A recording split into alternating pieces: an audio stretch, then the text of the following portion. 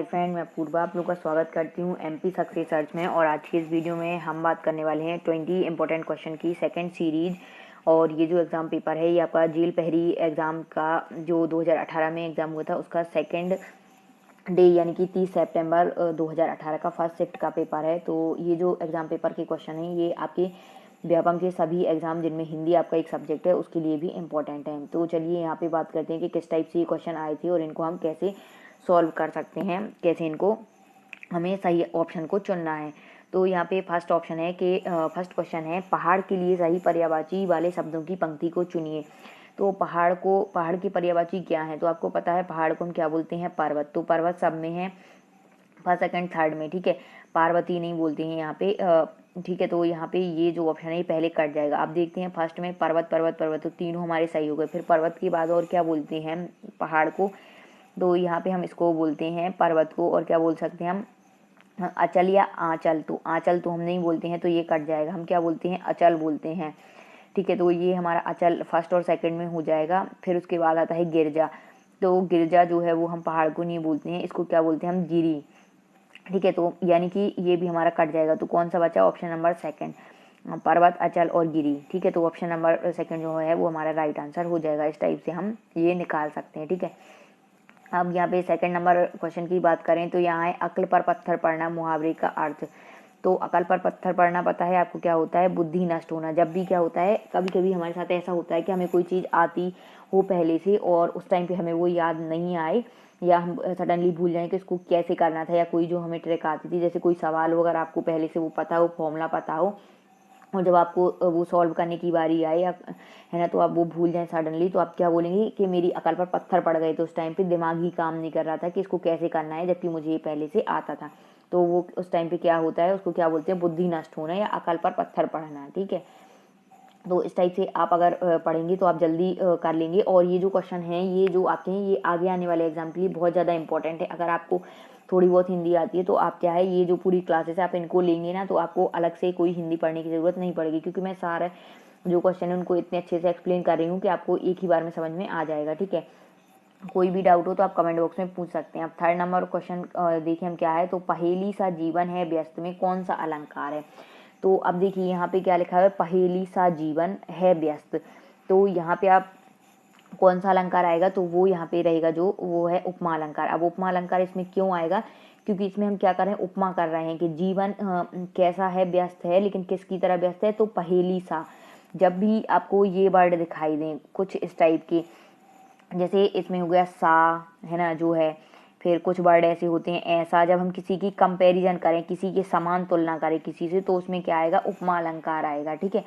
यहाँ पे जैसे सा, ऐसा, जैसा, ज्यों, है ना, सदृश, समान, इस टाइप के जब वर्ड आए आपके पास तो इसमें आपको क्या करना है? उपमा अलंकार लगाना है, ठीक है। क्योंकि इसमें क्या लिखा है? पहेली सा जीवन है व्यस्त। तो क्या कर रहे हैं? इसमें उपमा बता रहे हैं कि जीवन जो हमारा है वो व्यस्त है, किसकी तरह? तो पहेली सा, पहेली की तरह हमारा जीवन भी व्यस्त है, ठीक है। तो जब किसी से तुलना करी जाए, उसकी समानता दिखाई जाए, तो उसमें क्या होगा? उपमा अलंकार। और साथ में आपको ये भी देखना है कि इसमें जो है वो उपमा तो की जा रही है, लेकिन जो वर्ड यूज हो रहे हैं वो ये हो रहे हैं, जैसे सा, ऐसा, जैसा, जो, समान, सदृश, इस टाइप के वर्ड जब यूज हो तो वो क्या होगा? आपका उपमा अलंकार, ठीक है। अब आगे हम बात करें तो यहाँ पर है नेक्स्ट क्वेश्चन कि आव प्रत्यय से बना शब्द। तो आव प्रत्यय, प्रत्यय क्या होता है? जो शब्द के अंत में लगे। तो यहाँ पे अगर आप ऑप्शन देखें फर्स्ट, तो पड़ाव। तो पड़ाव को आप कैसे लिख सकते हैं, है ना?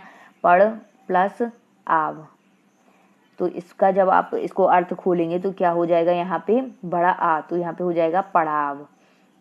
तो मतलब कि आओ, ये जो आओ शब्द है ये आपका प्रत्यय शब्द इसमें लग गया है फर्स्ट वर्ड में, तो आपका पहला ही सही हो जाएगा, आपको आगे देखने की जरूरत नहीं है। वैसे भी लास्ट में इसमें का है तो ये तो होगा नहीं, बा होना चाहिए। इसमें है ताव, तो आव न ताव, तो ये तो एक मतलब कि एक सेंटेंस टाइप का हो गया आपका, आव न ताव देखा, तो ये थोड़ी ना होगा। आपको तो क्या चाहिए? एक प्रत्यय से बना पूरा शब्द चाहिए, तो आवश्यक ये भी नहीं हुआ तो बचा पड़ाव, ठीक है। इस टाइप से आप, अगर आपको ऑप्शन से निगलेक्ट करना आ जाए, आपको सही आंसर नहीं पता है, लेकिन आप मतलब कि आपको लग रहा है कि ये हो सकते हैं, तो आप जो है वो गलत जो क्वेश्चन है मतलब कि उनको निगलेक्ट कर सकते हैं कि ये तो हो ही नहीं सकता, ये नहीं हो सकता, तो आप राइट आंसर तक पहुंच जाएंगे। मैंने एक तुक्का मारने की सही ट्रिक की वीडियो भी बनाई हुई है, आप लोग चाहें तो वो ढूंढ सकते हैं। आप लोग जो है प्लेलिस्ट में जाकर भी देख सकते हैं तुक्का मारने की सही ट्रिक। जैसे आप जेल पहरी एग्जाम दे रहे हैं तो आप जेल पहरी एग्जाम की प्लेलिस्ट में जाएं, उसमें आपको मिल जाएगी, है ना। और अलग से भी एक प्लेलिस्ट मैंने बनाई हुई है, तो उस पर आप जाके देखें, short trick to crack exam, ठीक है, tips and tricks to crack exams, तो उसमें भी आप जाके ये देख सकते हैं, ठीक है। बहुत ज़्यादा हेल्पफुल रहेगी कि आप कैसे सही तरीके से तुक्का लगाएं और कैसे जो है क्वेश्चन को सॉल्व करें। और मैं इसकी जो है ऊपर आई वॉल में भी आपको लिंक प्रोवाइड करवा दूंगी, तो आप वहाँ से जाकर भी देख लेना, ठीक है। हाँ, एहतियत का निम्न में से कौन सा सही विलोम शब्द है? तो एहतियत का जो सही विलोम शब्द होगा यहाँ पर वो होगा आपका लापरवाही, ठीक है। विलोम शब्द बताना है तो एहतियत मतलब क्या होता है, यहाँ पर जो है ये एहतियत का मतलब होता है सावधानी, तो सावधानी का विलोम शब्द क्या होगा, लापरवाही, ठीक है। एहतियत का क्या होता है, सावधानी, सावधानी से काम करना, तो उसका क्या हो जाएगा, लापरवाही, ठीक। अब आगे हम बात करें 6 नंबर क्वेश्चन की, तो यहाँ पर जो है वो है परिणाम। परिणाम के लिए सही संधि विच्छेद को चुनिए। तो परिणाम के लिए सही संधि विच्छेद कौन सा होगा, तो जो आपका राइट आंसर होगा वो होगा यहाँ पे परि प्लस नाम, ठीक है। परि प्लस नाम, तो ये आपका जो है इसका क्या बन जाएगा, परिणाम शब्द इसमें जो है वो बन जाएगा। और ये जो है ये आपका कौन सा है, ये आपका दीर्घ स्वर संधि है, ठीक है।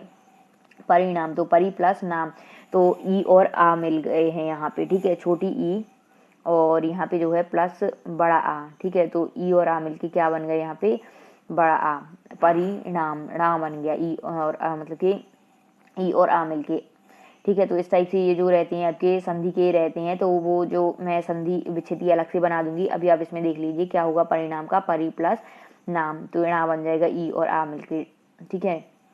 अब यहाँ पे देखेंगे आप स्रोत, स्रोत का शुद्ध रूप निम्न में से कौन सा है? तो स्रोत का शुद्ध रूप कौन सा होगा, तो ऑप्शन नंबर सेकंड आपका राइट आंसर होगा। स्रोत को हम कैसे लिखते हैं, आधा सा त्र, है ना, आ पे एक ही मात्रा, तो होगा स्रो और ता, स्रोत, इस टाइप से हम लिखते हैं इसको, ठीक है। तो ये आपका राइट ऑप्शन हो जाएगा इसमें। आगे हम बात करें यहाँ पे 8 नंबर क्वेश्चन की, तो शांत रस का स्थायी भाव क्या है? तो शांत रस का स्थायी भाव यहाँ पर क्या होगा, निर्वेद, और इसका एक और होता है स्थायी भाव सम। सम या निर्वेद जो हैं ये दोनों ही किसके स्थायी भाव हैं, तो ये शांत रस के स्थायी भाव हैं, जिसमें क्या होता है, वैराग्य, इसका अर्थ होता है, ठीक है, वैराग्य। अब यहाँ पे अगर हम बात करें प्रमाण, प्रमाण के लिए सही संधि विच्छेद को चुनिए। तो प्रमाण के लिए सही संधि विच्छेद हम क्या करेंगे, अभी हमने पढ़ा था प्र प्लस क्या हो जाएगा इसमें, प्रा प्लस मान, तो क्या हो जाएगा इसका प्रमाण, ना शब्द बन जाएगा इससे, ठीक है। तो यहाँ पे ऑप्शन नंबर हम देखें तो फर्स्ट ऑप्शन इसका राइट आंसर है, प्र प्लस मान। ये भी हमारा क्या है, जो है ये संधि है, कौन सी, दीर्घ स्वर संधि। इस टाइप से आपको संधि के नाम वगैरह भी पूछ सकते हैं, ठीक है। अब यहाँ पर क्या है 10th नंबर क्वेश्चन, एक रूपता का निम्न में से कौन सा सही विलोम है? तो एक रूपता का क्या हो जाएगा, अनेक रूप, तो ऑप्शन नंबर फर्स्ट जो है वो आपका राइट आंसर हो जाएगा, ठीक है। ये तो होगा नहीं, अनेक रूप, ये बड़ा आ से शुरू है तो ये भी नहीं होगा, अनेका रूप ये भी नहीं होगा, तो क्या हो जाएगा, अनेक रूप। आप क्या है, अगर आपको आंसर नहीं आती हैं तो आप लोग इसकी ट्रिक यूज़ करनी है कि आपको जो गलत ऑप्शन हैं उनको निगलेक्ट कर लेना है, तो आप सही ऑप्शन तक पहुंच जाएंगे, ठीक है। तुक्का मारने की ट्रिक की जो वीडियो है वो आप जरूर देख लेना, तो आपको बहुत ज़्यादा हेल्प करेगी, ठीक है। अब यहाँ पर क्या है 11th नंबर क्वेश्चन, जो पहले हो चुका हो के लिए एक शब्द निम्न में से कौन सा है? तो जो पहले हो चुका हो मतलब कि कब हुआ हो, पहले हो चुका हो मतलब भूतपूर्व। तो देखिए इसका ऑप्शन नंबर फर्स्ट क्या है, इसका जो है राइट आंसर हो जाएगा भूतपूर्व, मतलब जो पहले हो चुका हो, ठीक है। तो इसके लिए एक शब्द हो जाएगा आपका भूतपूर्व। अब 12th नंबर क्वेश्चन देखते हैं, तो यहाँ पर क्या है, जो ईश्वर को ना माने के लिए एक शब्द कौन सा है? जो ईश्वर को ना माने तो क्या होगा, उसके लिए एक शब्द होता है नास्तिक, ठीक है, जो ईश्वर में विश्वास ना रखे। अब आगे हम यहाँ पर बात करते हैं 13th नंबर क्वेश्चन, तो यहाँ पर है याक्षिणी का शुद्ध रूप कौन सा होगा? याक्षिणी नहीं होता है, यहाँ पे क्या होता है, यक्षिणी, तो यक्षिणी, तो ऑप्शन नंबर 4 जो है वो राइट आंसर हो जाएगा, यक्षिणी, ठीक है। अब आगे हम यहाँ पे बात करें 14th नंबर क्वेश्चन की, तो यहाँ पर क्या होगा, प्रति उपसर्ग से बना शब्द। उपसर्ग मतलब जो शब्द के पहले लगकर एक नया शब्द बना है, तो प्रति उपसर्ग लगाकर कौन सा शब्द बन जाएगा? यहाँ पे तो ये नहीं होगा क्योंकि छोटी प्रीति लिखा हुआ है, प्राति भी नहीं होगा, हमें क्या चाहिए, प्रति, तो यहाँ पे प्रीति ये नहीं होगा, तो आप यहाँ देखेंगे ऑप्शन नंबर 4 में क्या लिखा है, प्रति प्लस बाद, प्रतिवाद लिखा है, तो इसको हम कैसे जो है इसको वो शब्द को अलग कर सकते हैं, बाद शब्द में हम प्रति जोड़ देंगे तो ये क्या बन जाएगा, प्रतिवाद। तो इस टाइप से ये हमारा राइट आंसर हो जाएगा। बहुत सिंपल था ये तो उपसर्ग वाला। ये देखिए नेक्स्ट में फिर से उन्होंने पूछ लिया है प्रति उपसर्ग से बना शब्द, तो कौन सा होगा, देखो प्रीति ये भी नहीं होगा, प्रतिघात, प्रीतिघात ये भी नहीं होगा, प्रतिघात। तो ये देखिए इसमें क्या हो जाएगा, इसका जो विग्रह होगा तो प्रति प्लस घात, तो घात कोई एक शब्द होता है और इसमें अगर हम प्रति जोड़ दें तो ये बन जाता है प्रतिघात। तो इस टाइप से इसको ये करना था, ठीक है। तो ये उपसर्ग जो है हमारा इसमें क्या है, प्रति है।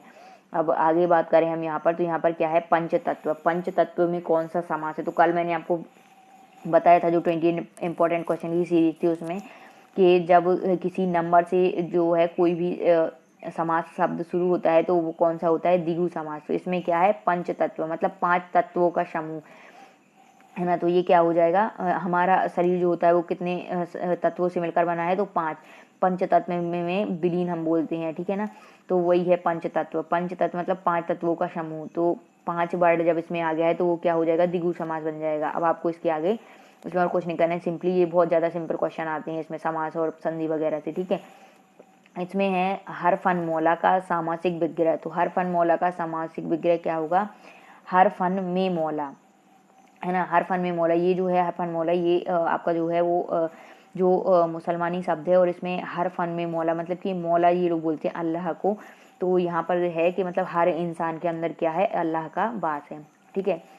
तो में करेंगे यहाँ पे, ठीक है। हर फन में मौला, फन मतलब इनका होता है कि मतलब इंसान, तो हर फन में मौला। यहाँ पे देखें नदी के लिए सही पर्यायवाची शब्द, पर्यायवाची वाले शब्दों की पंक्ति को चुनिए। तो नदी आपको पता है नदी को क्या बोलते हैं, सरित तो नहीं बोलते हैं, सरिता बोलते हैं। तो ये तो पहला ही गलत है, ठीक है। अब इसमें क्या लिखा है, सरिता सरिता सरिता, तो इन 3 में से हमें छांटना है। तो यहाँ पे हम देखेंगे नदी को क्या बोलते हैं, सरिता।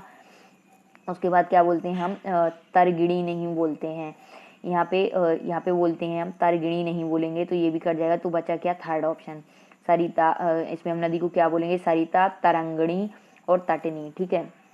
तो ये आपका राइट आंसर हो जाएगा। इस टाइप से आप चूज कर सकते हैं, ठीक है। अब यहाँ पे ये है कि अलंकार हमें बताना है किसमें, को तुम, है घनश्याम हम, तो बरसों कित जाए, नहीं मनमोहन है प्रिय, दिल क्यों पकड़त पाए।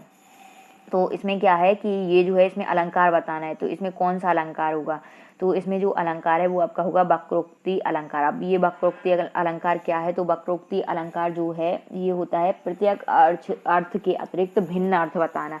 जब भी किसी में आपका जो है वो यहाँ पे अगर आपको किसी भी दोहा छंद रोला या कुछ भी हो उसमें अगर आपको इस टाइप से आता है कि मतलब कि जिसमें आपको भिन्न अर्थ बताए वो, तो वो कौन सा अलंकार हो जाएगा, वक्रोक्ति। यहाँ क्या है, ये कैसे वक्रोक्ति है, तो मैं इसको बता दूँ। को तुम मतलब कि ये कृष्ण और राधा के बीच में, तो जो कृष्ण जी हैं वो राधा के घर पर आए, तो वो क्या कर रहे हैं, दरवाजे को खटखटा रहे हैं कि को तुम कौन हो, राधा मतलब कि को तुम। तो राधा ने कहा, कृष्ण जी से राधा ने बोला, जब राधा कृष्ण जी ने दरवाज़ा खटखटाया तो राधा जी ने बोला को तुम, तो उन्होंने बोला है घनश्याम हम, मतलब कि मैं घनश्याम हूँ। तो उन्होंने बोला तो बरसों कित जाए, तो राधा जी ने क्या बोला कि तो कहीं जाकर बरसो, यहाँ क्या कर रहे हो, कहीं और जाकर बरसो, तो बरसों कित जाए, कहीं जाकर बरसो।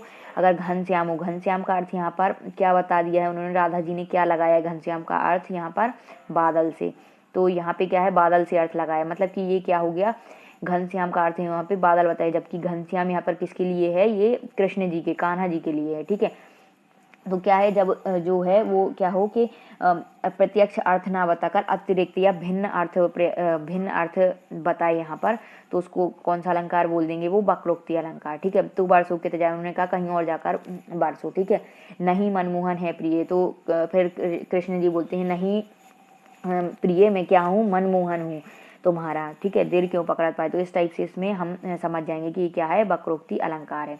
अब नेक्स्ट में हम यहाँ पे देखें कि क्या है, तो यहाँ पर है किलकत कान्हा घुटरू बनी आवत, मणिमय कनक नंद के आंगन बिंब पकड़ीबे धावत, मतलब कौन सा रस है। अब इसमें रस बताना है, तो इसमें जो है वो वात्सल्य रस होगा। क्यों वात्सल्य रस होगा, क्योंकि इसमें क्या है कि मतलब कि एक बच्चे जो कृष्ण जी हैं उनके बचपन की जो है वो दृश्य बताया जा रहा है, और कोई कृष्ण की माँ या जैसे कोई भी उस दृश्य को देख रहा है, तो वो उसमें मतलब कि क्या हो रहा है, माँ और पुत्र की भांति उसको जो प्रेम रस है वो इसमें बताया गया है। तो वात्सल्य रस के बारे में बताया गया है, जब माता और पुत्र की जो छवि है उसको दर्शाया जा रहा है, ठीक है।